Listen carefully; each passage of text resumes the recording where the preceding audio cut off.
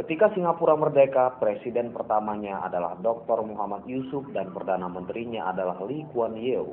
Seperti negara-negara yang sedang berkembang lainnya, Singapura miskin dan kumuh. Pada waktu itu, Perdana Menteri Lee memperkenalkan konsep meritokrasi. Jika Singapura ingin maju, maka hendaknya warga Singapura lebih mengutamakan pemimpin yang cakap tanpa harus melihat latar belakang ras dan agamanya. Rupanya, konsep tersebut diterima masyarakat Singapura karena ras Tionghoa dominan dalam ekonomi dan pendidikan, maka warga negara Singapura keturunan Tionghoa lebih dominan di bidang ekonomi maupun pemerintahan. Sebaliknya, ras Melayu semakin pudar perannya. Bahkan, pada sekitar tahun 1975, pemerintah Singapura menghapuskan pelajaran bahasa dan kebudayaan Melayu di sekolah-sekolah Singapura. Bahasa yang diwajibkan pemerintah di sekolah adalah bahasa Inggris atau bahasa Mandarin. Dengan demikian, ras Melayu semakin terpojok. Beberapa pengamat Melayu seperti Hamka mulai mempersoalkan hal ini. Namun, Hamka harus menelan pil pahit karena beliau tidak diperkenankan masuk Singapura. Sikap pemerintahan Singapura terhadap warga Melayu menjadi perbincangan hangat ketika keluar kebijakan warga Melayu jika masuk menjadi tentara Singapura hanya dapat mencapai pangkat tertentu. Karirnya tak dapat diteruskan sampai jabatan puncak. Alasannya, warga Melayu diragukan kesetiaannya terhadap negara Singapura.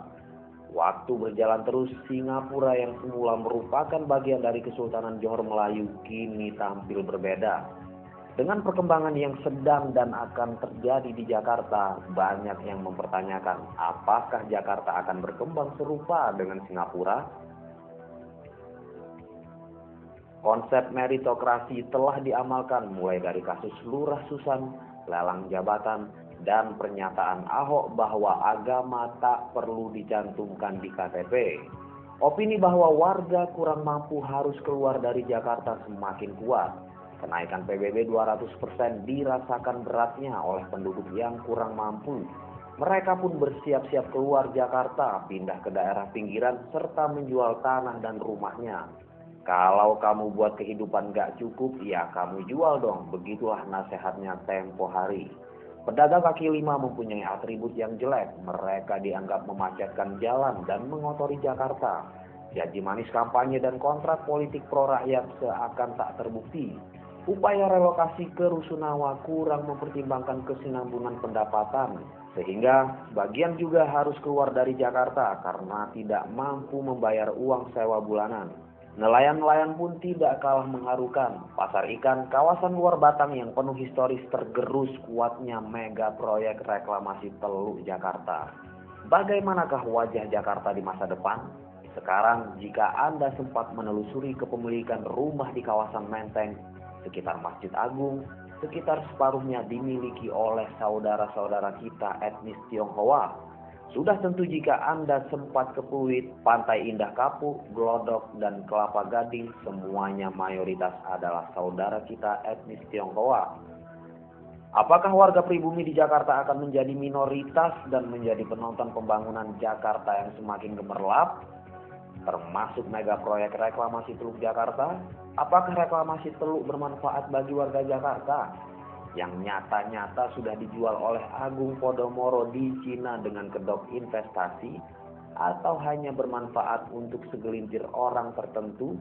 Apakah Jakarta akan berkembang seperti Singapura yang sebagian besar bisnis kepemilikan gedung dan rumahnya merupakan milik saudara-saudara kita etnis Tionghoa?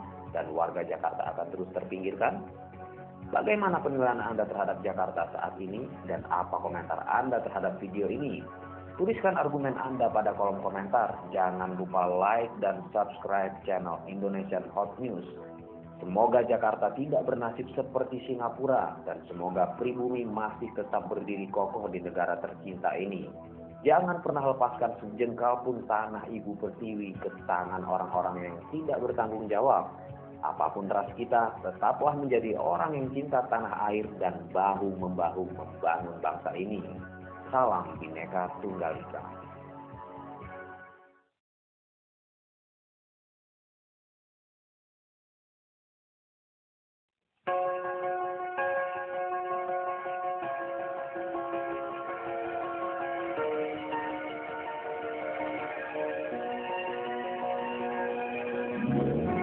个地方，金山水是每个人心中的期望。这个地方，梦想变成了实现坚强爱和心愿。脸上的笑容，对你的一生，拥抱爱情的世界，我们的天空像座河桥，像是太阳的温暖，迎着太阳的乐观，就是地方我们分享感情和梦想。呼吸今天的空气，我们一起走下去，就是地方。Blue City where the land becomes us。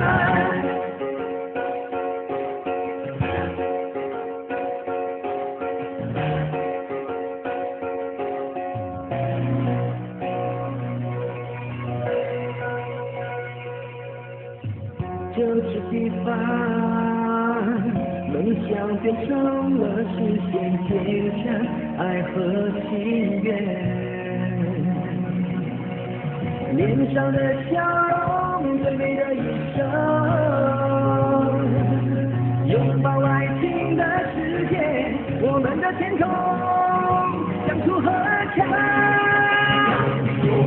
像是太阳的温暖，迎着太阳的乐观，就是地方我们分享感情和梦想。呼吸今天的空气，我们一起走下去，就是地方。Blue City where the land becomes us。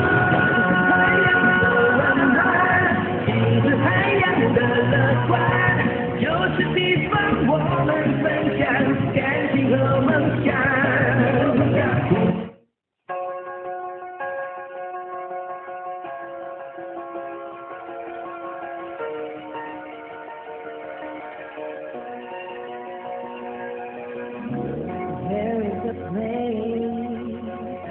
You can see where the blue skies, the sun and breeze rain. This is the place, this is the new life where we will grow and share our dreams. The earth smiles the grace, the beauty of life. Embrace love and harmony, embrace the of you and me. See the colors of the earth, feel the passion right at first. This is my place, this is your place, where we wanna be. Breathe along the morning breeze, hear the ocean as you leave. This is the place, Blue City where the best becomes us.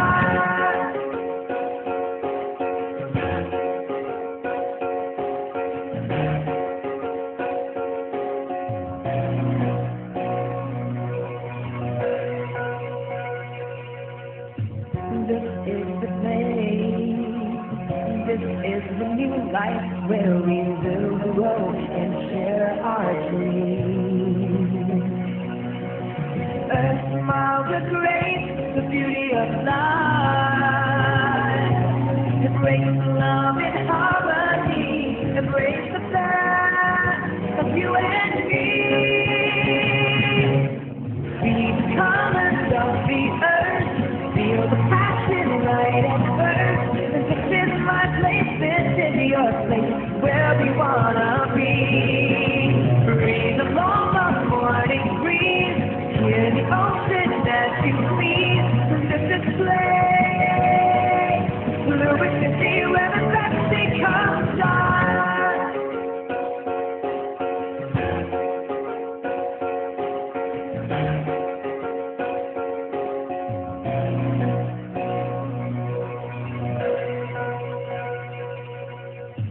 This is the place, This is the new life where we will grow and share our dreams.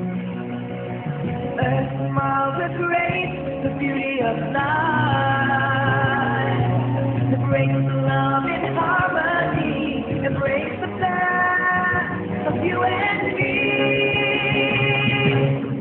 See the colors of the earth, feel the passion right at birth.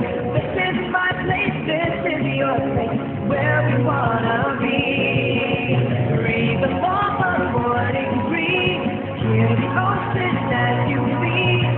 This is the place, Louis City, where the best becomes life. This is my place, this is your place, where we wanna be.